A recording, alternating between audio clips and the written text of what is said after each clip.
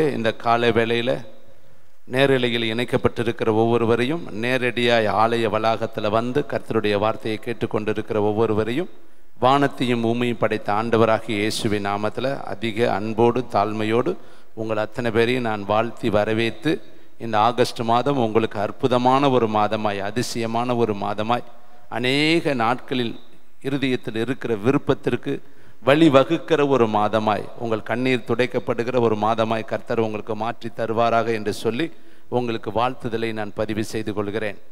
இந்த நாளிலும் இந்த காலை வேளையில் தியானிக்கும்படி தேவன் நமக்கு கொடுத்திருக்கிற வார்த்தை ஏசாயா எழுதின தீர்க்க தரிசன புஸ்தகம் 52வது அதிகாரம். தேங்க்யூ வண்டர்ஃபுல் த ஹோலி ஸ்பிரிட். 1வது வசனத்திலிருந்து 3வது வசனம் வரை நம்ம வாசித்து கர்த்தருடைய நாமத்தை மகிமைப்படுத்துவோம். எலும்பு எலும்பு சீயோனே, உன் வல்லமையை தரித்துக்கொள். பரிசுத்த நகரமாகிய எருசலேமே, உன் அலங்கார வஸ்திரங்களை உடுத்திக்கொள். விருத்த சேதனம் இல்லாதவனும் அசுத்தனும் இனி உன்னிடத்தில் வருவதில்லை. தூசியை உதறிவிட்டு எழுந்திரு, எருசலேமே வீற்றிரு. சிறைப்பட்டு போன சீயோன் குமாரத்தையே, உன் கழுத்திலுள்ள கட்டுகளை அவிழ்த்துவிடு. விலையின்றி விற்கப்பட்டீர்கள், பணமின்றி மீட்கப்படுவீர்கள் என்று கர்த்தர் சொல்லுகிறார். கர்த்தருடைய பரிசுத்த நாமத்திற்கு மகிமை உண்டாகட்டும். இந்த 3 வசனத்திலையும் 3 ஆழமான சத்தியங்களை இந்த காலவேளையில் நாம் தெரிந்து கொள்ளும்படி, நாம் செயல்படும்படி, நம்ம விட்டு கொடுக்கும்படி கர்த்தர் இந்த 3 வசனங்களை நமக்கு காண்பித்து, இந்த வசனத்தின்படி நம்ம செய்ய ஆரம்பிக்கும் பொழுது இந்த மாதத்திலே நம்முடைய வாழ்க்கையில் மிகப்பெரிய ஒரு எழுப்புதலையும், மிகப்பெரிய ஒரு அற்புதத்தையும், மிகப்பெரிய ஒரு விடுதலையையும் சமாதானத்தையும் நம்ம காண முடியும். இங்கே முதல் வார்த்தை பாருங்க, சீயோனே. 2வது வார்த்தையை பாருங்க, எருசலேமே. அழகா சொல்றாரு, எலும்பு எலும்பு சீயோனே. சீயோன் என்பது ஒன்று நீங்கள், 2வது சபை, 3வது பரலோகம். 3ஐ தான் சீயோன் என்கிற வார்த்தையை வேதம் சொல்லுகிறது. நீங்க எழும்பணும், 2வது சபை எழும்பணும். அப்பதான் என்ன செய்ய முடியும்? கர்த்தருடைய நாமத்தை மகிமைப்படுத்த முடியும். அதனால தான் வேதம் சொல்லுது, எலும்பு எலும்பு சீயோனே, உன் வல்லமையை தரித்துக்கொள். கர்த்தர் வல்லமை உள்ளவர், அவர் வல்லமையை தர ஆயத்தமாக இருக்கிறாரு. ஆனால் அதை தரித்து கொள்ள வேண்டியது நாம தான், உடுத்தி கொள்ள வேண்டியது நம்ம தான், அதை போர்த்து கொள்ள வேண்டியது நம்ம தான், அதை பயன்படுத்த வேண்டியது நம்ம தான், அதை செயலாக்கத்திற்கு கொண்டு வர வேண்டியது நம்ம தான். அதனால தான் இந்த வார்த்தையை தீர்க்கதரிசி மூலியமாக கர்த்தர் எழுதி வைத்திருக்கிறார். எலும்பு முதல்ல, நீ எலும்பினா தான் செயல்படுத்த முடியும். பாருங்க, இளைய குமாரன் தகப்பனை விட்டு தூர தேசத்தில் போயிட்டான்.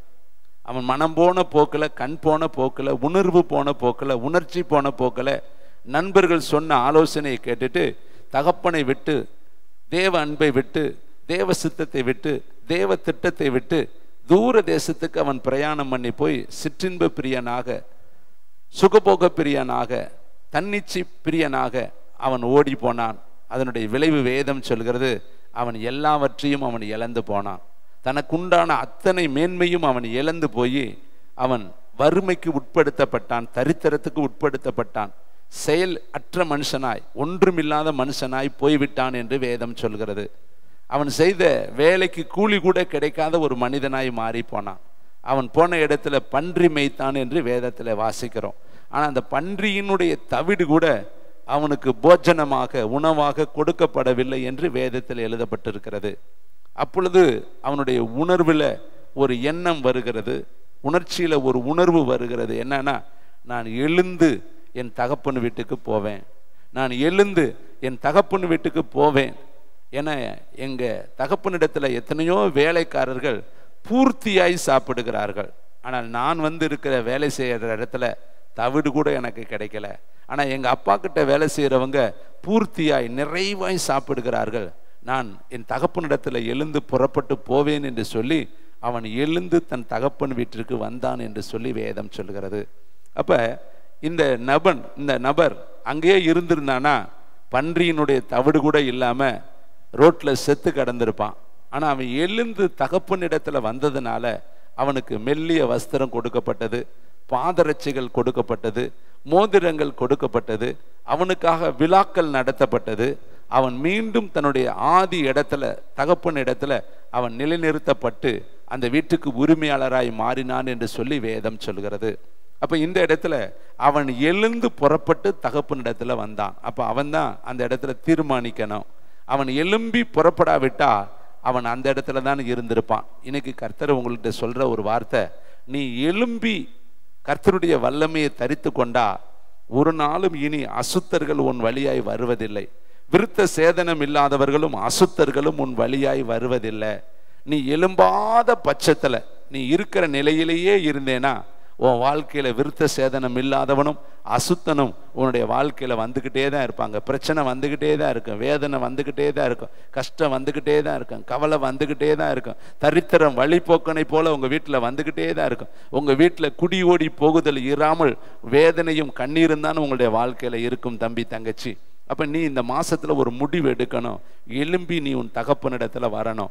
நீ உன்னுடைய வாழ்க்கையில ஜெபத்துல நீ எழும்பணும், வேத வாசிப்புல நீ எழும்பணும், ஆத்ம பாரத்துல நீ எழும்பணும், தரிசனத்துல நீ எழும்பணும், ஊழியத்துல நீ எழும்பணும். கர்த்தருக்காக எதையாவது ஒன்று செய்ய இந்த மாசத்துல நீ தீர்மானித்து எழும்பும் பொழுது கர்த்தர் உன்னுடைய வாழ்க்கையில பெரிய காரியங்களை செய்வார். அதனாலதான் முதல் வார்த்தை எழுதியிருக்கு பாருங்க, எலும்பு எலும்பு சீயோனே அப்படின்னா சபையே, விசுவாசியே, ஊழியக்காரனே, ஊழியக்காரியே, என் அன்பு மகனே, என் அன்பு மகளே, கர்த்தருடைய வார்த்தையில நிலைத்து கொண்டிருக்கிற மகனே மகளே, நீ எழும்பி கர்த்தர் உனக்குன்னு வச்சிருக்கிற வல்லமையை, கிருபையை, இரக்கத்தை தரித்து கொண்டு நீ வாழும் பொழுது ஒரு நாள் விருத்த சேதனம் இல்லாதவனோ அசுத்தனோ உன்னிடத்துல வருவதில்லை. அடுத்து பாருங்களே, பரிசுத்த நகரமாகிய எருசலேமே உன்னுடைய அலங்கார வஸ்திரத்தை உடுத்திக்கொள். நமக்குன்னு கர்த்தர் வஸ்திரம் கொடுத்திருக்கிறார். பரிசுத்த வஸ்திரம், கிருபையின் வஸ்திரம், இரக்கத்தின் வஸ்திரம், பரலோக வஸ்திரம். கல்யாண வீட்டிற்கு வந்து மணவாளன் அங்க வந்து பார்க்கறாரு, எங்கப்பா கல்யாண வஸ்திரம் இல்லாமல் உள்ள வந்திருக்கிறிய, நீ வந்திருக்கிறது கல்யாண வீடு, உள்ள வந்திருக்கிறவங்க எல்லாம் கல்யாண வஸ்திரம் தரித்து வந்திருக்கிறாங்க, ஆனா நீயோ கல்யாண வஸ்திரம் இல்லாமல் வந்திருக்கிறாயே, கல்யாண வஸ்திரம் எங்கப்பான்னு கேட்கிறார். அப்ப கல்யாணத்துக்குன்னு ஒரு வஸ்திரம் இருக்குது, பரலோகத்துக்குன்னு ஒரு வஸ்திரம் இருக்கு, சபைக்குன்னு ஒரு வஸ்திரம் இருக்குது. நீங்க வேலைக்கு போனீங்கன்னா அந்த வேலை செய்யற இடத்துல போட்டுட்டு போக வேண்டிய ஒரு வஸ்திரம் இருக்கு. அப்போ ஒவ்வொரு இடத்துலையும் ஒரு விதமான வஸ்திரங்களை நம்ம அணிந்து கொள்கிறோம். அருமையானவர்களே, இங்க வேதம் சொல்லுது பாருங்க, நீங்க என்ன வஸ்திரத்தை அறிந்து கொள்ளணுமா? பரிசுத்த நகரமாகிய எருசலேமே உன் அலங்கார வஸ்திரங்களை நீ உடுத்திக்கொள், நீ தரித்துக்கொள், நீ போர்த்திக்கொள். பாருங்களே, யோசேப்புக்கு அவங்க அப்பா பல வர்ண அங்கி கொடுத்தாராம். எல்லாருக்கும் இல்லாத ஒரு அங்கிய யோசேப்புக்கு அவங்களுடைய தகப்பன் யாக்கோப்பு ஒரு சிறப்பான ஒரு மேன்மையான வஸ்திரத்தை அவனுக்கு கொடுத்திருந்தாராம். அதான் ராஜ அபிஷேக வஸ்திரம். வேதத்துல சொல்லப்பட்டிருக்கு, தாவீது ராஜா ராஜ வஸ்திரத்தை களைத்து போட்டுட்டு தேவனை துதித்தான். அவனுக்கு ஒரு வஸ்திரம் இருக்குது, ராஜ வஸ்திரம், ராஜாக்கள் போடுற வஸ்திரம். யோசேப்புக்கு கொடுக்கப்பட்டது பலவர்ண வஸ்திரம். இந்த பலவர்ண வஸ்திரத்துடைய அர்த்தமும் மேன்மைக்குரிய அர்த்தம், மேன்மையை காண்பிக்கிறதா அந்த வஸ்திரத்தினுடைய அடையாளம். இங்க பாருங்க, ராஜாவாகிய தாவீது முதல்ல தன்னுடைய வஸ்திரத்தை களைந்தான். அந்த வஸ்திரம் தான் அந்த ராஜா என்கிற மேன்மையை காண்பிக்குது. அதனால அதை முதல்ல கழட்டி தூக்கி கீழே போட்டுட்டு பழைய நிலைமையில் அவன் மாறி கர்த்தரை துதிக்க ஆரம்பிச்சான். இன்னைக்கு நாமும் கூட வேலை என்கிற வஸ்திரம், அதிகாரம் என்கிற வஸ்திரம், இன்னும் வசதி வாய்ப்பு என்கிற வஸ்திரம், உங்களுடைய தனிப்பட்ட சில காரியத்தில் வஸ்திரத்தை களைஞ்சு போட்டுட்டு ஆதி அன்பில் நீங்க கர்த்தரை மகிமைப்படுத்தும் பொழுது கர்த்தர் உங்களுடைய வாழ்க்கையில மகிமைப்படுவார். வேதம் சொல்லுது, பரிசுத்த நகரமாகிய எருசலேமே உன்னுடைய அலங்கார வஸ்திரத்தை உடுத்திக்கொள். அப்ப ஒன்றை தரித்து கொள்ளணும், ஒன்றை உடுத்தி கொள்ளணும். இது ரெண்டையும் நம்முடைய வாழ்க்கையில இந்த மாதத்துல செய்ய ஆரம்பித்துட்டாலே ஒருத்தனும் உன் கூட வருவதில்லை. யாரெல்லாம் விருத்த சேதனம் இல்லாதவர்கள். இந்த விருத்த சேதனத்தை குறித்து நீங்கள் வாசித்து பார்த்தால் ஆதியாகமம் புஸ்தகம் 17ஆம் அதிகாரத்துக்கு நீங்கள் வந்தீங்கன்னா அங்க விருத்த சேதனத்தை குறித்து கர்த்தர் ஆபிரகாமோடு சொல்கிற ஒரு பகுதியை நான் உங்களுக்கு நினைவுபடுத்த விரும்புகிறேன். தேங்க்யூ வண்டர்ஃபுல் த ஹோலி ஸ்பிரிட். ஆதியாகமம் 17ஆம் அதிகாரம் 10ஆம் வசனம், எனக்கும் உங்களுக்கும் உனக்கு பின்வரும் உன் சந்ததிக்கு நடுவே உண்டாகிறதும் நீங்கள் கை கொள்ள வேண்டியதுமான என் உடன்படிக்கை என்னவென்றால், உங்களுக்குள் பிறக்கும் சகல ஆண் பிள்ளைகளும் விருத்த சேதனம் பண்ணப்பட வேண்டும். உங்கள் நுனித்தோலின் மாம்சத்தை விருத்த சேதனம் பண்ண கடவீர்கள். அது எனக்கும் உங்களுக்கும் உள்ள உடன்படிக்கையின் அடையாளமாக இருக்கும். உங்களில் தலைமுறை தலைமுறையாக பிறக்கும் ஆண் பிள்ளைகள் எல்லாம் 8ஆம் நாளிலே விருத்த சேதனம் பண்ணப்பட வேண்டும். வீட்டிலே பிறந்த பிள்ளையும் உன் வித்தில்லாத அந்நியனிடத்தில் பணத்திற்கு கொல்லப்பட்ட எந்த பிள்ளையும் அப்படியே விருத்த சேதனம் பண்ணப்பட வேண்டும். உன் வீட்டிலே பிறந்த பிள்ளையும் உன் பணத்திற்கு கொல்லப்பட்டவனும் விருத்த சேதனம் பண்ணப்பட வேண்டியது அவசியம். இப்படி என் உடன்படிக்கை உங்கள் மாம்சத்திலே நித்திய உடன்படிக்கையாக இருக்க கடவது.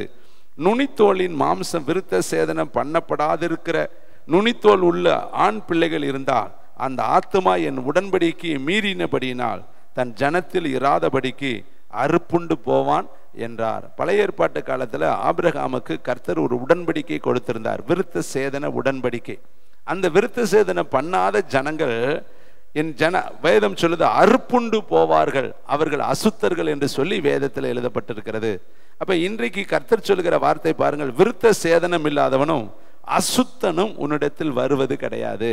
அப்ப எப்ப நீ வல்லமை தரித்து கொண்டு அலங்கார வஸ்திரத்தை உடுத்தி கொண்டு தேவனுக்கு முன்பாக ஆயத்தம் என்கிற பாதரட்சை அணிந்து கொண்டு மார்க்கவசத்தை அணிந்து கொண்டு தலைச்சீராவை அணிந்து கொண்டு இரட்சிப்பின் இதோ காரியத்தை எல்லாம் நீ சரியாய் செய்திருக்கிற பொழுது ஒரு நாளும் உன்னுடைய வாழ்க்கையில அசுத்தனும் வருவது கிடையாது, விருத்த சேதனம் இல்லாதவனும் வருவது கிடையாது. அதற்கு அடுத்த வசனத்தை ரொம்ப கவனமாய் வாசித்து பார்க்கலாம். ஏசாயா 52:2 வசனம், தூசியை உதறிவிட்டு எழுந்திரு. அதே சியோனுக்கு தான் சொல்றாரு, அதே பரிசுத்த நகரத்துக்கு தான் சொல்றாரு. உனக்கும் எனக்கும் கர்த்தர் சொல்ற வார்த்தை, உன் வாழ்க்கையில நிறைய தூசி இருக்கு, உன் கண்ணுல தூசி இருக்கு, உன் மனசுல தூசி இருக்கு, உன் இருதயத்துல தூசி இருக்கு, உன் வாழ்க்கையில ஒவ்வொரு பகுதியிலையும் தூசி படிஞ்சிருக்குது. அதனால தூசியை உதறிவிட்டு எழுந்திரு. எருசலேமே வீற்றிரு, சிறைப்பட்ட சீயோன் குமாரத்தியே உன் கழுத்தில் உள்ள கட்டுகளை அவிழ்த்து விடு. அப்ப நம்ம வேலை பாருங்க, தரித்து கொள்வது நம்முடைய வேலை, உடுத்தி கொள்வது நம்முடைய வேலை, கட்டை அவிழ்க்க வேண்டியது நம்முடைய வேலை. இந்த வேலையை நம்ம செஞ்சா தாங்க இந்த மாசத்துல நம்ம எழும்ப முடியும். இங்க பாருங்க, தூசி நம்ம மேல தினந்தோறும் தான் வீட்டை கூட்டுறோம், ஆனா வீட்டுக்குள்ள தூசி வந்துடுது. தினந்தோறும் தான் நம்ம வாழ்க்கையில குளிக்கிறோம், ஆனா நம்ம மேல அழுக்கு வந்துடுது. எல்லா இடத்துலையும் டஸ்ட் ஃபார்ம் ஆயிருது. எப்படி இருந்தாலும் அந்த தூசி படாத இடமே இல்லை. இங்க வேதம் சொல்லுது பாருங்க, உன் வாழ்க்கையில என்னென்ன தூசிகள் இருக்கு அதெல்லாம் நீ உதறிடு, அதெல்லாம் நீ உன்னை விட்டு நீக்கிடு. அப்பொழுதுதான் உன்னுடைய வாழ்க்கையில கட்டு இல்லாத மகனாக நீ வாழ முடியும். இங்க வேதத்துல சொல்லப்பட்டிருக்காரு, உன் கழுத்தில் உள்ள கட்டுகளை அவிழ்த்து விடு. அருமையான தம்பி தங்கச்சி, இந்த நாளில் இந்த கடைசி வரியை வைத்து சில ஆலோசனையுள்ள வார்த்தைகளை நான் உங்கள் மத்தியில வைக்க விரும்புகிறேன். கழுத்தில் உள்ள கட்டுகளை, நம்முடைய வாழ்க்கையிலையும் இன்னைக்கு அநேக கட்டுகள் நம்முடைய வாழ்க்கையில இருக்கு. அதனாலதான் எழும்ப முடியல, பிரகாசிக்க முடியல. ஏதோ ஒரு விதத்துல நம்ம எழும்ப நினைச்சாலும் நம்ம எழும்ப முடியாதபடி ஏதோ ஒன்று நம்முடைய வாழ்க்கையில தடையா இருக்குது. பாருங்க, லூக்கா எழுதின சுவிசேஷம் 13ஆம் அதிகாரம் 15வது வசனத்துக்கு நம்ம எல்லாரும் ஜெபத்தோடு கூட கடந்து வருவோம். கர்த்தருக்கு மகிமையான இந்த வார்த்தையை நம்ம தியானித்து பார்க்கலாம். கர்த்தருக்கு மகிமை உண்டாகட்டும். லூக்கா எழுதின சுவிசேஷம் 13ஆம் அதிகாரம் 15வது வார்த்தை, கர்த்தர் அவனுக்கு பிரதியுத்தரமாக, மாயக்காரனே, உங்களில் எவனும் ஓய்வு நாளில் தன் எருதையாவது தன் கழுதையாவது தொழுவிலிருந்து அவிழ்த்து கொண்டு போய் அதற்கு தண்ணீர் காட்டுகிறதில்லையா? இதோ சாத்தான் 18 வருஷமாய் கட்டி இருந்த ஆபிரகாமின் குமாரத்தியாகிய இவளை ஓய்வு நாளிலே இந்த கட்டில் இருந்து அவிழ்த்து விட வேண்டியது இல்லையா என்றார். இங்க கவனமா நீங்க பாத்தீங்கன்னா ஏசப்பா அழகான ஒரு காரியத்தை சொல்றாரு. 16ஆம் வசனத்துல, சாத்தான் 18 வருஷமாய் கட்டி இருந்த ஆபிரகாமின் குமாரத்தியாகிய இவளை. அப்ப இங்க ஒருத்தி பேர் எழுதப்படல, ஆனால் அவள் ஆபிரகாமுடைய இனத்தால், ஆபிரகாமுடைய குமாரத்தி, ஆபிரகாமுடைய வம்சத்தால் என்று சொல்லி வேதம் சொல்லுகிறது. அவளுக்கு என்ன சம்பவம் நடந்திருக்குதான்? 18 வருஷமாய் சாத்தான் அவளை கட்டி வைத்திருக்கிறான் என்று சொல்லி வேதத்தில் எழுதப்பட்டிருக்கிறது. இங்க வேதத்துல நம்ம இன்னைக்கு தியானிக்கிறோம், உன் கழுத்தில் உள்ள கட்டுகளை அறுத்து விடு. அப்ப இங்க பாருங்களேன், இங்க ஒரு குமாரத்திய 18 வருஷமாய் பிசாசு, சாத்தான், பாதாளம், நரகம், அக்கினி அந்த மகளை கட்டி வைத்திருக்கிறது. அப்படின்னா ஒரு கட்டி வைத்தப்பட்ட ஒரு மிருகம் ஒரு குறிப்பிட்ட எல்லைக்குள்ளதான் இருக்கு, அதால போக முடியாது. கால் கட்டின கோழியை பாருங்க, ஒரு இடத்துல தான் கிடக்கும். மாடை பாருங்க, கட்டி வச்சுட்டா அந்த இடத்துல தான் இருக்கும். கட்டி வச்சுக்கப்பட்ட எல்லாமே விடுதலை அடைய முடியாது. அந்த கட்டுக்குள்ளே தான் அதை இருக்கும். இப்போ இங்கு ஒரு பெண்ணை குறித்து வேதம் சொல்கிறது, 18 வருஷமாய் அவள் கட்டப்பட்டு இருக்கிறாள். வேதத்தில் 11ஆம் வசனத்தில் வாசித்து பாருங்க.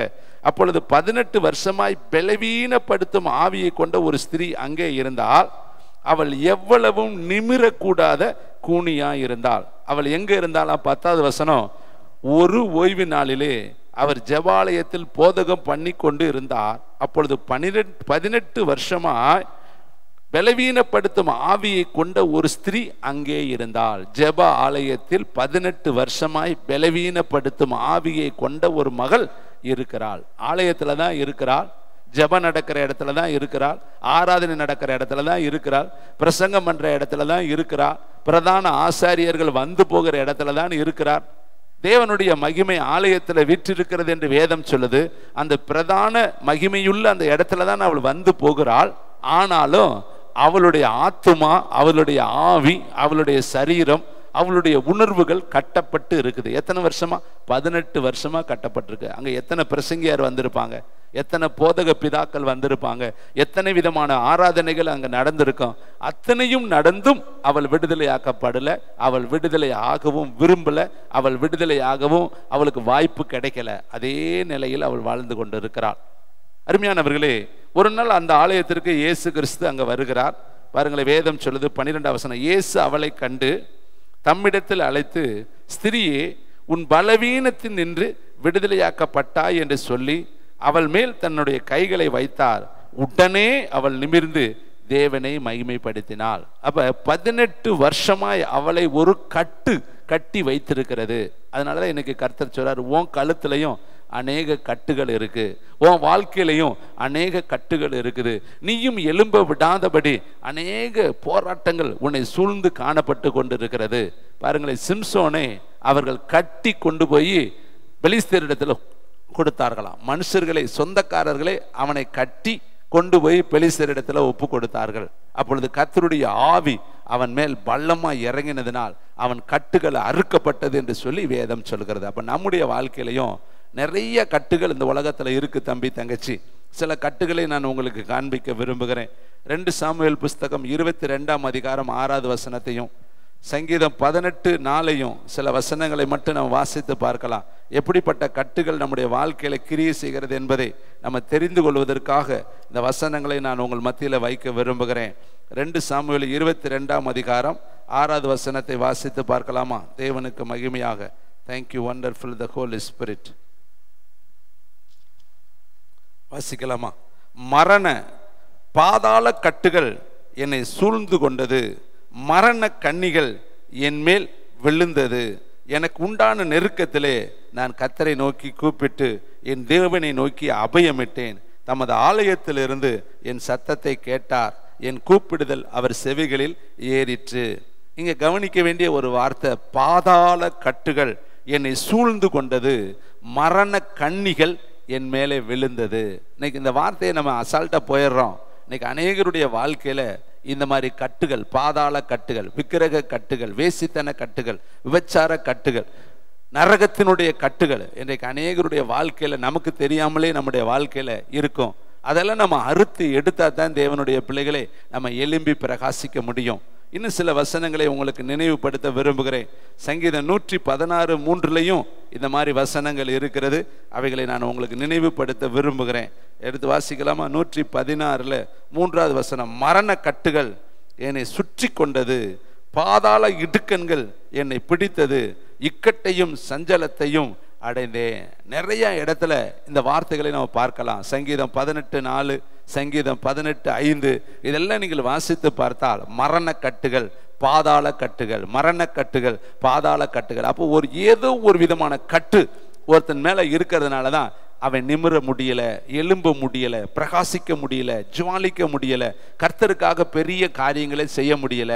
நீங்கள் நினைக்கிறீங்க எழும்பணும்னு, ஆனால் நீங்களே சொல்லுவீங்க ஜெபிக்கலான்னு நினைக்கிறேன் பிரதர், ஜெபிக்க முடியல. வேதத்தை படிக்கலான்னு நினைக்கிறேன், வேதத்தை படிக்க முடியலை. கர்த்தருக்காக எதையாவது ஒன்று செஞ்சிடலான்னு நினைக்கிறேன் பிரதர், ஆனால் முடியலை.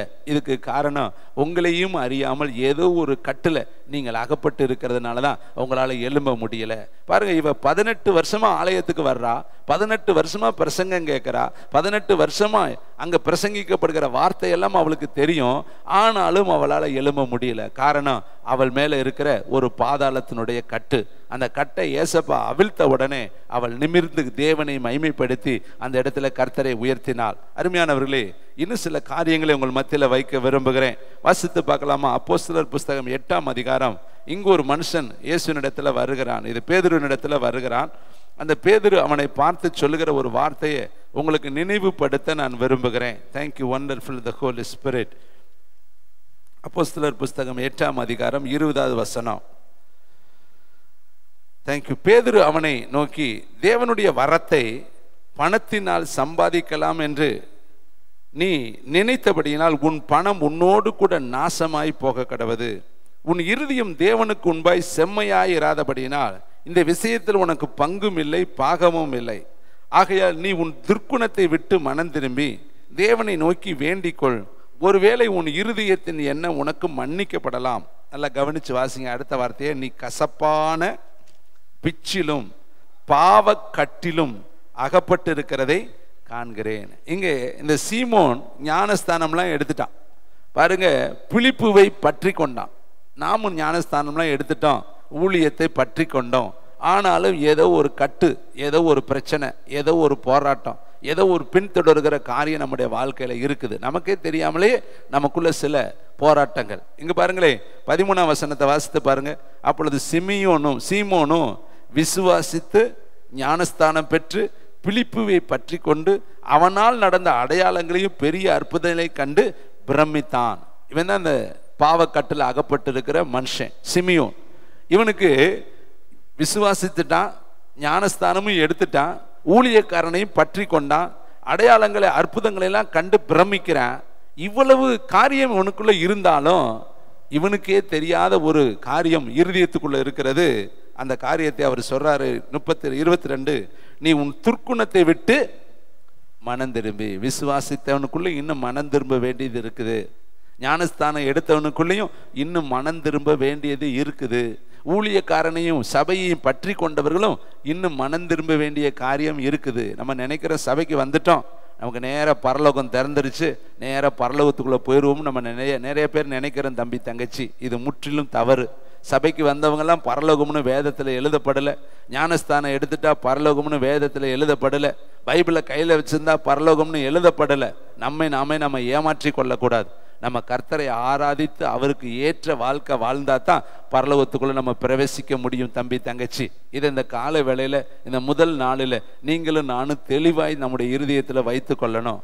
இங்க பாருங்க, சீமோன் விசுவாசித்தான், ஊழியக்காரர்களை பற்றி கொண்டான், ஞானஸ்தானத்தை எடுத்துக்கிட்டான், அற்புதங்களை அதிசயங்களை கண்டு பிரமித்தான். ஆனாலும் அவன் மனம் திரும்பாத சில பகுதிகள் இருந்துச்சு. அதைத்தான் அவர் சொல்றாரு, துர்க்குணத்தை விட்டு மனம் திரும்பி.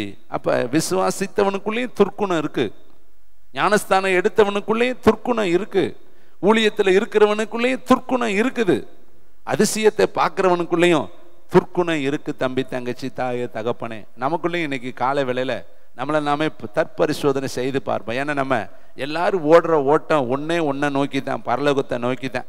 நம்ம யாருமே யாருக்கு ரெக்கமெண்டேஷன் பண்ணவே முடியாது. பரலோகத்தில் போய் இன்னொருத்தர் பரிந்துரைத்து நம்ம பரலோகத்துக்குள்ளே போயிட முடியாது. நீயும் நானும் சரியாக இருந்தால் தான் பரலோகம். நீ ஓடுற ஓட்டத்தில் சரியாக ஓடுனேன்னா தான் நீ பரலோகத்துக்குள்ளே பிரவேசிக்க முடியும். அங்கே வந்து நமக்காக யாராவது ஒருத்தர் பரிந்து சொல்லுவாங்க, அல்லது ரெக்கமெண்டேஷன் பண்ணுவாங்க, அல்லது மற்றவங்களுடைய பரிந்துரையில் நம்ம பரலோகத்துக்குள்ளே போயிடலாங்கன்னு வேதத்தில் எந்த இடத்துலையும் ஆதாரம் கிடையாது. கர்த்தர் உங்கள் ஒவ்வொருவரையும் கர்த்தர் தனித்தனியாய் கூப்பிட்டு உங்கள் வாழ்க்கையை சோதித்து அப்புறம் தான் நித்தியத்துக்குள்ளே நம்ம பிரவேசிக்க முடியும். இவனை பார்த்த உடனே அவர் என்ன சொல்றாரு பாருங்களே, நீ கசப்பான பிச்சிலும். அப்போ இவனுக்குள்ள என்ன இருக்கு? ஞானஸ்தானம் எடுத்துட்டான், விசுவாசித்துட்டான், ஆனால் கசப்பு இருக்கு. நமக்குள்ளேயும் இன்னைக்கு கசப்புகள் வேண்டாம், வைராக்கியங்கள் வேண்டாம், விரோதங்கள் வேண்டாம். இதெல்லாம் தேவனுக்குரிய சுபாவங்கள் அல்லவே அல்ல. இதெல்லாம் பாதாளத்துக்குரிய சுபாவம் என்று சொல்லி வேதத்தில் எழுதப்பட்டிருக்கு. இவனை பார்த்தோன்னு சொல்றாரு பாரு, நீ கசப்புல இருக்கிற, உன் மனசு கசப்பா இருக்கு, பிச்சு இருக்குது உனக்குள்ள. அடுத்து பாவ கட்டில் அகப்பட்டு இருக்கிற. அப்ப இவனுக்குள்ள என்ன இருக்கு? பாவம் இருக்கு. இப்ப இன்னைக்கு நமக்குள்ளே இந்த கால வேளையில யோசித்து பாருங்க, நமக்குள்ள நமக்கே தெரியும் இந்த பாவம் உனக்குள்ள இருக்குன்னு உனக்கே தெரியும். நீ மற்றவங்க மத்தியில காண்பிக்காமல் இருக்கலாம், ஆனால் உனக்கு தெரியும் நீ என்ன பாவத்துல இருக்கிற, எங்க விழுந்து போயிருக்கிற, எந்த இடத்துல உன் கால் சறுக்குது, எந்த இடத்துல உன் இருதயம் தடுமாறுது, எந்த இடத்தை பார்த்தாலும் உன்னால் எதிர்கொண்டு பார்க்க முடியல, எந்த இடத்துல நீயும் உன்னை வாழ்க்கையில உனக்கு சறுக்கு இருக்குன்னு சொல்லி உனக்கு தெரியும். தம்பி, தங்கச்சி, தாய, தகப்பனே, இவன் பாருங்களே, பாவ கட்டில் அகப்பட்டு இருக்கிறதை நான் பார்க்கிறேன். அப்போ ஒரு கட்டு இருக்குது, அந்த கட்டு பாவக்கட்டு. பாவத்தினுடைய வல்லமை அவனுக்குள்ள இருக்குது. அப்புறம் எப்படி பரிசுத்த வல்லமை அவனுக்குள்ள வரும்? தம்பி, தங்கச்சி, இன்னைக்கு நம்முடைய வாழ்க்கையிலையும் இந்த கால வேளையில இயேசுவை நோக்கி நம்ம நடக்கிறோம். ஆனா அவரை போல நம்ம மாறுறதுக்காக தான் நடக்கிறோம், அவரை போல வாழ்வதற்காகத்தான் நம்ம அழைக்கப்பட்டு இருக்கிறோம். வேதம் சொல்லுது, நான் பரிசுத்தர் ஆகையால் நீங்களும் உங்கள் நடக்க எல்லாவற்றிலும் பரிசுத்தராயிருங்க. நம்ம எதோ இந்த இடத்துல வருவதும், உட்காருவதும், பாட்டு பாடுவதும், கை தட்டுவதும், அல்லது வந்துட்டோம் என்கிற மற்றவர்கள் மத்தியில் காண்பித்துக் கொள்வதும் அது முதன்மை அல்ல, முக்கியத்துவம் அல்ல. அதற்காக நம்ம அழைக்கப்படவும் இல்லை. நம்ம எப்போ கண்ணை மூடினாலும் நித்தியத்துக்குள்ளே பிரவேசிக்கணும், பரலோகத்துக்குள்ளே பிரவேசிக்கணும், மணவாளனை சந்திக்கணும். அவரை சந்திப்பதற்கு எதிர்கொண்டு போகக்கூடிய கற்புள்ள கன்னிகைகளாய் நம்ம ஆயத்தமாக இருக்கணும். அப்போ இவன் பாருங்க, கசப்புலையும் இருக்கிறான், பாவத்திலையும் இருக்கிறான். ஒருவேளை இன்னைக்கு கால வேளையில நம்முடைய இருதயத்துல வீணான கசப்பு, வீணான வைராக்கியம், வீணான விரோதங்கள், இது எல்லாமே எதுவுமே நம்ம உலகத்துல நம்ம கொண்டு போறதில்லை. முன்னாடி இருந்தது பின்னாடி நடந்துகிட்டே இருக்கு. மனிதன் ஒரு முறை தான் பிறக்கிறோம், ஒரு முறை தான் நம்ம வாழ்றோம். ஆனா மரித்தவர்களை நினைக்க கூட இந்த உலகத்தில் ஆள் கிடையாது. அவனுடைய விரோதம், அவனுடைய வைராக்கியம் கூட வருவதே கிடையாது. நீங்க இன்னொரு முறை அந்த மனுஷர்களை பார்க்கவே முடியாது. இந்த பூமியை விட்டு போனவங்களை நீங்க போய் பார்க்கவே முடியாது. அவ்வளவுதான். அவனுடைய விரோதம், அவனுடைய வைராக்கியம், அவனுடைய கசப்பு, அவனுடைய கோபம் எல்லாமே மறைஞ்சு போயிடும். அப்போ இந்த ஒரு முறை வாழக்கூடிய இந்த வாழ்க்கையில சகோதரத்துவம், அன்பு, நீதி, நேர்மை, உண்மை, உத்தமம், ஆத்ம பாரம், தேவனுக்கு ஏற்புடைய காரியங்களை நம்ம செய்தோம்னா அவருடைய ராஜ்யத்துல சூரியனை போல நம்ம பிரகாசிக்கலாம். தம்பி, தங்கச்சி, இங்க வேதம் சொல்லுது பாருங்க, இவன் ஞானஸ்தானம் எடுத்தது வேஸ்ட், ஊழியத்தை பற்றி கொண்டது வேஸ்ட், அடுத்து விசுவாசித்தது வேஸ்ட். ஏன்னா அவன் மனசு இன்னும் ரட்சிக்கப்படலை, அவன் கசப்பு, அவனுக்குள்ள பாவம் கட்டு இருக்குது. அந்த கட்டை உடைக்கணும். அதுக்கு தான் இன்னைக்கு கர்த்தர் சொல்றாரு, உன் கழுத்துலையும் கட்டு இருக்குது, அறுத்துரு, அதை எடுத்துரு, அப்பதான் நீ விடுதலையாக்கப்பட்டு பெண்மானாய் நப்தலியாய் நீ மாற முடியும். இன்னொரு மனுஷனை நான் உங்களுக்கு காண்பிக்க விரும்புகிறேன். அப்போஸ்தலர் புஸ்தகம் 26ஆம் அதிகாரம் 29வது வசனத்தை வாசித்து பார்க்கலாமா? இங்கு ஒரு மனுஷனை குறித்து வேதம் சொல்லுகிறது, பவுலடிகள் தான். அவர் சொல்லுகிற வார்த்தையை நீங்கள் கவனித்து பார்க்கணும். கர்த்தருடைய மகிமைக்காக, கர்த்தருடைய நாமத்தின் மகிமைக்காய் இந்த வசனங்களை வாசிக்கலாம். கர்த்தருக்கு மகிமை உண்டாகட்டும். அப்போஸ்தலர் புஸ்தகம் 26ஆம் அதிகாரம் 29வது வசனத்தை வாசிக்கலாமா? தேங்க்யூ, வண்டர்ஃபுல் தி ஹோலி ஸ்பிரிட். அதற்கு பவுல், நீர் மாத்திரமல்ல, அகிரிப்பா ராஜா கிட்ட அவர் பேசிக்கிட்டு இருக்கிற வார்த்தை, நீர் மாத்திரமல்ல, இன்று என் வசனத்தை கேட்கிற யாவரும் கொஞ்சம் குறைய மாத்திரம் அல்ல, இந்த கட்டுகள் தவிர முழுவதும் என்னை போலாகும்படி தேவனை வேண்டிக் கொள்கிறேன். இங்க ஒரு கட்டு, மனுஷர்கள் கட்டி வைத்த கட்டு, சிறைச்சாலை என்கிற கட்டு, கையை கட்டி வச்சிருக்கிறாங்க. இவனை கட்டி வச்சு விசாரித்து கொண்டு இருக்கிறாங்க. அப்போ பவுல் பிரசங்கிக்கிறார் அகிரிப்பா ராஜாவை பார்த்து. அவர் சொல்றாரு, கொஞ்சம் குறிய நீ என்னை கிறிஸ்தவனாக மாற்றுவதற்கு நீ என்னை சம்மதிக்க பண்ணுகிறாயே, உன் வார்த்தையை கேட்டேன்னா நான் கொஞ்சம் கொஞ்சமாய் மாறிடுவேன் போல இருக்கு. 28 பாருங்க. அப்பொழுது அகிரிப்பா பவுலை நோக்கி, நான் கிறிஸ்தவன் ஆகிறதுக்கு கொஞ்சம் குறைய நீ என்னை சம்மதிக்க பண்ணுகிறாயே என்றார். அப்ப பவுல் பிரசங்கத்தை கேட்கிறப்ப அந்த ராஜா, அகிரிப்பா ராஜா, அவனுக்கு ஏற்கனவே கர்த்தர் ஒரு வாக்கு கொடுத்திருக்கிறார், ராஜாக்களுக்கும் ஆசாரியர்களுக்கும் என் நாமத்தை அறிவிக்கிறதுக்காக நான் தெரிந்து கொண்ட பாத்திரம் நீ என்று கர்த்தர் வாக்கு கொடுத்திருக்கிறார். அப்போ பவுலுடைய ஊழியம் பிரதான ஆசாரியர்களுக்கும் பிரசங்கிக்கணும், ராஜாக்களுக்கும் பிரசங்கிக்கணும். அதனால அவனுடைய ஊழியத்தினுடைய அழைப்பே அதுதான், ராஜாக்களுக்கும் ஆசாரியர்களுக்கும் என்னுடைய நாமத்தை அறிவிக்கிறதுக்காக நான் தெரிந்து கொண்ட பாத்திரம். அப்ப ஊழியம் அப்படித்தான் இருந்தா நம்ம அப்படித்தான் போய் ஆகணும், வேற வழி கிடையாது. அப்ப இவனை கொண்டு அகிரிப்பா ராஜாட்ட நிறுத்துறாங்க. அகிரிப்பா ராஜாவை பார்த்து இவர் பிரசங்கம் பண்றாரு, சத்தியத்தை குறித்து பேசுறாரு, நீதியை குறித்து பேசுறாரு, நியாய தீர்ப்பை குறித்து பேசுறாரு, பரலோகத்தினுடைய மகிமையை குறித்து பேசுறாரு. இதை கேட்ட அகிரிப்பா ராஜா சொல்றாரு, கொஞ்சம் குறைய நீ என்னை மாத்திட்ட, நான் கிறிஸ்தவன் ஆகிறதுக்கு கொஞ்சம் குறைய நீ உன் வார்த்தை என்னுடைய வாழ்க்கையை மாற்றுதுன்னு சொல்றாரு. அப்ப அவர் சொல்ற ஒரு வார்த்தை, நான் கட்டி வச்சு நிப்பாட்டிருக்கப்பட்டிருக்கேன், இந்த கட்டு தவிர முற்றிலும் நீ என்ன போல மாறணும், அதுதான் என்னுடைய விருப்பம். அப்ப இங்கு ஒரு கட்டு இருக்கிறதை நம்ம பார்க்கிறோம். மனுஷர்கள் கட்டி வைத்திருக்கிற கட்டு. இன்னைக்கு நம்மையும் கூட அநேக மனிதர்கள் கட்டி வச்சிருக்கிறாங்க. அவங்க வார்த்தை என்கிற கட்டு, அண்ணனுக்காக, தம்பிக்காக, அக்காவுக்காக, சித்திக்காக, பெரியப்பாவுக்காக, பெரியம்மாவுக்காக எனக்கு ஜெபிக்கணும்னு ஆசை தான், ஆலயத்துக்கு போகணும்னு ஆசை தான். ஆனால் அவங்க வருத்தப்படுவாங்களே, அவங்க சொல்லியிருக்காங்களே, அவங்க என்கிட்ட பேசியிருக்காங்களே. இன்னைக்கு மனுஷனுடைய கட்டு ஆண்டவருக்காக எழும்ப விடாதபடி இன்னைக்கு அநேகரை தடுத்து வைத்திருக்கிறதை நம்ம பார்க்கிறோம். பவுல் சொல்றாரு பாரு, இந்த ஒத்த கட்டு தவிர நீ முற்றிலும் என்னை போல மாறணும், உனக்கு இப்படிப்பட்ட கட்டு வேண்டாம், நீ என்னை போல மாற நான் விரும்புகிறேன். அப்ப மனிதர்கள் உங்களை யாரு கட்டி வைத்திருக்கிறா? மனிதனுடைய வார்த்தைகள் உங்களை கட்டி வைத்திருக்குதா? இந்த காலை வேளையில அந்த கட்டை அவிழ்த்திருங்க. மனுஷனுக்கு பயப்படுதல் கண்ணியை வருவிக்கும், கர்த்தருக்கு பயப்படுதலோ ஆயுசு நாட்களை பெருக பண்ணும். இன்னைக்கு மனுஷனுக்காக மனுஷன் வாழக்கூடாதுங்க, கர்த்தருக்காக தான் நம்ம வாழணும். இன்னைக்கு மனுஷர் சொல்றத நிறைய பேர் இன்னைக்கு கேட்டுக்கொண்டு இருக்கிறாங்க. அருமையானவர்களே, மனுஷனுக்கு மனுஷன் திருப்திப்படுத்தி வாழ்ந்தா ஒரு நாள் நம்ம பரலோகத்துக்குள்ள போக முடியாது. நம்ம அழைத்த தேவனை மட்டும்தான் திருப்திப்படுத்தணும், அவருக்கு மட்டும்தான் பிரியமா நடக்கணும், அவரை மட்டும்தான் நம்ம கனம் பண்ணணும், அவருக்கு மட்டும்தான் நம்ம பயப்படணும். தம்பி, தங்கச்சி, தாய், தகப்பனே, இன்னொரு மனுஷனை நான் உங்களுக்கு காண்பிக்க விரும்புகிறேன். அப்போஸ்தலர் 16ஆம் அதிகாரம் 26ஆம் வசனம். பவுலும் சீலாவையும் அநேக அடிகள் அடிச்சு, அநேக உதைகள் உதைச்சு கொண்டு போய் சிறைச்சாலையில என்ன பண்ணி வச்சிருக்காங்களா? தொழு மரத்துல கட்டி வைத்திருந்தார்கள். அந்த வார்த்தையை நீங்க கூர்மையா பார்க்கணும். 16ஆம் அதிகாரம் 26ஆவது வசனத்தை வாசிக்கலாம். Thank you Lord Jesus. சடுதியிலே சிறைச்சாலையின் அஸ்திபாரங்கள் அசையும்படியாக பூமி மிகவும் அதிர்ந்தது, உடனே கதவுகள் எல்லாம் திறவுண்டது, எல்லாருடைய கட்டுகளும் கலண்டு போயிட்டு. இங்க பாருங்க, கட்டி வச்சிரு, ஏற்கனவே ஜெயில தான் இருக்கிறாங்க. அங்க மேல் வசனத்துல பாருங்க 23, அவர்களை அநேக அடித்த பின்பு சிறைச்சாலையில வைத்து அவர்களை பத்திரமாய் காக்கும்படி சிறைச்சாலைக்காரனுக்கு கட்டளையிட்டார்கள்.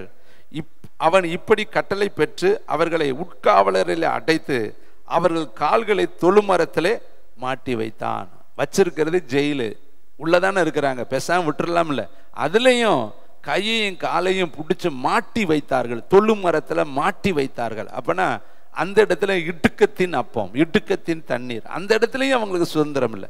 ஏற்கனவே ஜெயிலுக்குள்ளதான் இருக்காங்க, அந்த ஜெயிலையும் கட்டி வச்சுட்டான். அப்ப எப்படி இருக்கும் பாருங்க, ஒரு இடத்த விட்டு அசையவே முடியாது. இன்னைக்கு அப்படிதாங்க பிசாசு மனுஷனை கட்டி வச்சிருக்கிறான். பாருங்க, வேதம் சொல்லுது, அவனை விலங்குகள்னால் கட்டி வைத்தார்களாம், பிரேத கல்லறையில் இருக்கிறவனை. அவனை அடக்க ஒரு மனுஷனாலும் கூடாது இருந்ததான். அந்த வழியா யாரு போனாலும் அவர்களை சேதப்படுத்திடுவான். அந்த அளவுக்கு அவனை சங்கிலியினால் கட்டி வைத்திருக்கிறாரு. இன்னைக்கு நீங்க பார்க்கலாம், நிறைய ஊர்கள்ல, கிராமங்கள்ல, பட்டணங்கள்ல அநேகரை காலில் விலங்கு போட்டு, கையில விலங்கு போட்டு வீட்டில் அடைச்சு வச்சிருப்பாங்க. அதுக்கெல்லாம் என்ன காரணம்? மனுஷ ஆவி அவனுக்குள்ள இருந்த அவ்வளவு அவன் சித்திரவதைப்பட வேதனைப்பட வேண்டிய அவசியம் இல்லை. அவனுக்குள்ள அத்து மீறின பாதாளத்தின் வல்லமைகள் அவனுக்குள்ள இருக்கனாலதான் அவனை கண்ட்ரோல் பண்ண முடியல, அடக்க முடியல. அவனை ஒரு மனிதன் சுவாவம் அவனுக்குள்ள இல்லாம இருக்கு. இங்கேயும் பாருங்க, பிரேத கல்லறையில் இருந்தான், அவனை அடக்க ஒருவனாலும் முடியாது, சங்கிலிகளால் அவனை கட்டி வைத்திருந்தார்களாம். இங்க பாருங்களே, சிறைச்சாலையில ஊழியக்காரனையும் கையையும் காலையும் தொழுமரத்துல மாட்டி கட்டி வைத்திருக்கிறாங்க. ஆனா இந்த ராத்திரியிலும் பவுலும் சீலாவும் என்ன பண்ணாங்க? கட்ட பார்க்கல, கையில் இருக்கிற அடிகளை பார்க்கல, சிறைச்சாலையை பார்க்கல. அந்த ராத்திரி வேளையிலும் அவர்கள் என்ன செய்தார்கள்? வேதம் சொல்றது 25ஆம் வசனம், நடு ராத்திரியில பவுலும் சீலாவும் ஜெபம் பண்ணி, அப்ப கட்டு இருக்குது, காலையும் கையிலையும் கட்டி இருக்கிறாங்க, உடம்பெல்லாம் அடிச்சு, அவங்க உடம்புல ரத்த காயம் இருக்குது, இயேசுவை பத்தி பிரசங்கிப்பியான்னு சொல்லி சொல்லி அவனை அடிச்சிருக்கிறாங்க. ஆனா அத்தனையும் அவன் மறந்துட்டு தூக்கி பாதாளத்துல போட்டுட்டு ஜெபம் பண்ணி, அடுத்த வார்த்தை பாருங்க, தேவனை துதித்து பாடினார்கள். இப்ப இந்த ரெண்டு வேலையை அவர்கள் அந்த ராத்திரியில செய்யும் பொழுது சிறைச்சாலையின் கட்டுகள் அவிழ்க்கும்படியாக, அங்க இருக்கிற எல்லாருடைய கட்டுகளும் அவிழ்க்கும்படியாக, அங்க இருக்கிற ஜனங்கள் ஆண்டவன்மாரே என்று இவனை கூப்பிடும்படியாக தேவனுடைய இயற்கைக்கு அப்பாற்பட்ட வல்லமை சிறைக்குள்ள இறங்கினது என்று வேதம் சொல்லுது. அங்க இருக்கிற எல்லாருமே அவனை பார்த்து கேட்கிறாங்க, ஆண்டவன்மாரே, ரட்சிக்கப்படுவதற்கு நாங்கள் என்ன செய்யணும்? அங்க இருக்கிற எல்லாருடைய வார்த்தையும் மாறும்படியாக தேவனுடைய இயற்கைக்கு அப்பாற்பட்ட வல்லமை அந்த இடத்துல இறங்கி அவர்கள் கட்டுகளை அறுத்தது என்று வேதம் சொல்லுது. இன்னைக்கு கர்த்தர் சொல்றாரு, உன் கட்டை நீ அவிழு. பாருங்க, கல்லை வச்சுட்டாங்க, லாசரு கல்லறையில கல்லை வச்சுட்டாங்க. கர்த்தர் சொன்னாரு, கல்லை நீங்க முதல்ல எடுங்கப்பா, அப்பதான் நான் அற்புதம் செய்ய முடியும். அப்ப வச்சவங்க தான் கல்லை எடுக்கணும். உங்கள்கிட்ட என்ன இருக்குது, இருக்கிறத கொண்டுட்டு வாங்க, நான் அற்புதம் செய்யறேன். அப்ப அவங்க இங்க ஒன்றுமே இல்லையே, ஒரே ஒரு சின்ன பையன் தான் இருக்கிறேன், அவன் கையில 2 மீன் 5 அப்பம் தான் இருக்கு, அதை கொண்டுட்டு வா, அவைகளை வைத்து நானும் உங்களை ஆசீர்வதிக்க. அப்ப கொடுக்க வேண்டியதை கொடுத்தா ஆசீர்வதிப்பார், எடுக்க வேண்டியதை எடுத்தா கர்த்தர் ஆசீர்வதிப்பார். யோர்தான்ல கால் வைக்க வேண்டியது நம்முடைய வேலை, யோர்தானை பின்னிட்டு போக பண்ண வேண்டியது கர்த்தருடைய வேலை. எரிகோவை சுத்தி வந்து துதிக்க வேண்டியது நம்முடைய வேலை, எரிகோவினுடைய மதில்களை உடைக்க வேண்டியது கர்த்தருடைய வேலை. கோலியாத்துக்கு முன்னாடி நின்று ஆர்ப்பரிக்க வேண்டியது நம்முடைய வேலை, கல்லை கவன்ல வைத்து எரிய வேண்டியது நம்முடைய வேலை. கோலியாத்தை உனக்கு முன்னாடி வீழ்த்துவது கர்த்தருடைய வேலை. அதே போல செங்கடலுக்கு நேராய் கையை நீட்ட வேண்டியது உண்டு என்னுடைய வேலை.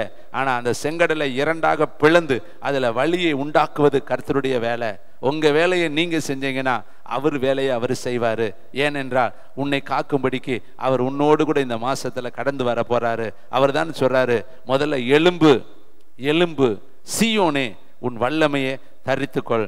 பாருங்க, அப்போஸ்தலர் 12ஆம் அதிகாரம் 6ஆம் வசனம் கடைசியாக அந்த வசனத்தை சொல்லி நான் முடித்து ஜெபிக்க விரும்புகிறேன். அப்போஸ்தலர் 12ஆம் அதிகாரம் 6வது 7வது வசனத்தை வாசிக்கிறேன். ஏரோது அவனை வெளியே கொண்டு வரும்படி குறித்திருந்த நாளுக்கு முந்தின நாள் ராத்திரியிலே பேதுரு 2 சங்கிலிகளால் கட்டப்பட்டு, பாருங்க ஜெயிலில் தான் இருக்கிறாரு, ஆனா இங்கேயும் கட்டி வச்சிருக்காங்க. நல்ல கவனிங்க, இருக்கிறது ஜெயிலு, காலை கட்டுறேன் கையை கட்டுறேன். இங்கேயும் பாருங்க ஜெயிலில் வச்சாச்சு, ஆனா 2 சங்கிலிகளால் கட்டப்பட்டு 2 சேவர்கள் நடுவில் நித்திரை பண்ணி கொண்டிருந்தான். காவற்காரரும் கதவுக்கு முன்னிருந்து சிறைச்சாலையை காத்து கொண்டிருந்தார்கள். அப்பொழுது கர்த்தருடைய தூதன் அங்கே வந்து நின்றான். அறையிலே வெளிச்சம் வீசி பிரகாசித்தது.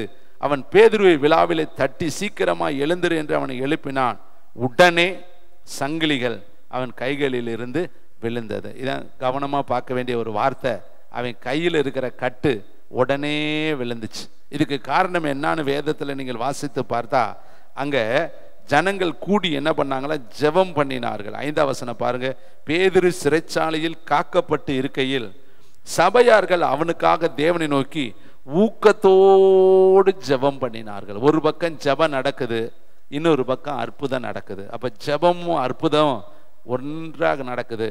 நீ ஜெபம் பண்ணினா உனக்கு அற்புதம் நடக்கும். நீ ஜெபம் பண்ண கட்டுகள் அறுக்கப்படும். நீ ஜெபம் பண்ண உன்னுடைய வாழ்க்கையில தேவனுடைய தூதன் வந்து பிரவேசித்து அநேக நன்மைகளை உனக்கு கொண்டு வருவதை நீ பார்க்க முடியும். அப்ப அருமையான தம்பி தங்கச்சி தாயே தகப்பனே, மீண்டும் அந்த வசனத்துக்கு வந்து நம்ம முடிச்சிருவோம்.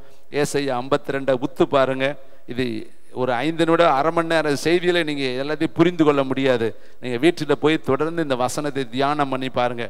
எலும்பு எலும்பு, நீ தாங்க எலும்பணும். இப்படியே நீ வாழலான்னு நினைக்க கூடாதுங்க. இருக்கிறதே போதும் நினைக்காதீங்க. போதும் என்கிற மனதோடு நீங்க வாழ்ந்து கொண்டு இருக்காதீங்க. ஆவிக்குரிய வாழ்க்கையில இயேசுவுக்காக எதையாவது ஒன்று செய்யணும்னு சொல்லி கொஞ்சமாவது நீங்க பிரயாசப்படுங்க. உங்க ஜெப நேரத்தை இன்க்ரீஸ் பண்ணுங்க, உங்க வேத வாசிப்பு நேரத்தை கூட்டுங்க. கர்த்தருக்காக எதையாவது ஒரு காரியத்தை செய்ய உங்களுடைய நேரத்தை நீங்க செலவிடுங்க. அதனாலதான் கர்த்தர் சொல்றாரு, எலும்பு. ஒரே தடவையில் எழுதாம 2 தடவை எழுதுறாரு பாரு. எலும்பு எலும்பு எலும்பு. சீயோனே உங்களை பார்த்து சொல்றார், உனக்குன்னு நான் வல்லமும் வச்சிருக்கிறேன், வரங்கள் வச்சிருக்கிறேன், வெளிப்பாடு வச்சிருக்கிறேன், தரிசனங்கள் வச்சிருக்கிறேன், இயற்கைக்கு அப்பாற்பட்ட அற்புத அடையாளங்களை வைத்திருக்கிறேன். அதெல்லாம் நீங்க பெற்றுக்கொள்ளுங்க. பவுலடிகள் கொரிந்து சபைக்கு எழுதுறாரு, அந்நிய பாஷை பேசுங்க, விசேஷமாய் தீர்க்க தரிசன வசனத்தை விரும்புங்க, ஞான வரங்களை விரும்புங்க. இதெல்லாம் அவர் எழுதுறார். 9 வகையான வரங்களை கர்த்தர் வைத்திருக்கிறார். அதெல்லாம் நீங்க விரும்புங்க, விரும்பி கேளுங்க. அப்பதான் நீங்க எழும்பி பிரகாசிக்க முடியும். இங்க எழுதுறாரு பாருங்க. அடுத்து, உன் அலங்காரமான வஸ்திரத்தை உடுத்திக்கொள். உனக்கு நல்ல பரலோக வஸ்திரம், தீர்க்க தரிசன வஸ்திரம், அப்போஸ்தலருக்குரிய வஸ்திரம், சுவிசேஷத்துக்குரிய வஸ்திரம், கிருபையின் வஸ்திரம், நிறைய வஸ்திரம் பரலோக தேவன் நமக்கு வைத்திருக்க. அவைகளை நம்ம உடுத்தி கொண்டால் ஒரு நாள் விருத்த சேதனம் இல்லாதவனும் அசுத்தனும் அக்கிரமக்காரனும் இந்த உலக மனுஷனும் உன் வாழ்க்கைக்குள்ள பிரவேசித்து உன்னை வேதனைப்படுத்த முடியாது.